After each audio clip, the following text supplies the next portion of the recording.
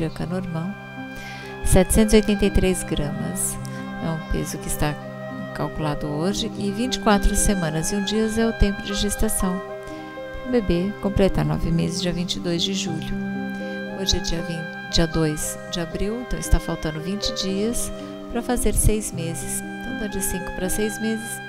E aqui os pontinhos azuis representam as medidas do bebê, que estão todas dentro da curva de crescimento de bebê com padrão normal. Então a Júlia está na sua barriguinha agora, na posição que a gente fala pélvica, que é sentada, com as costinhas aqui para o seu lado esquerdo. Cabeça, coluna, bracinho, perninha, tá tudo bem.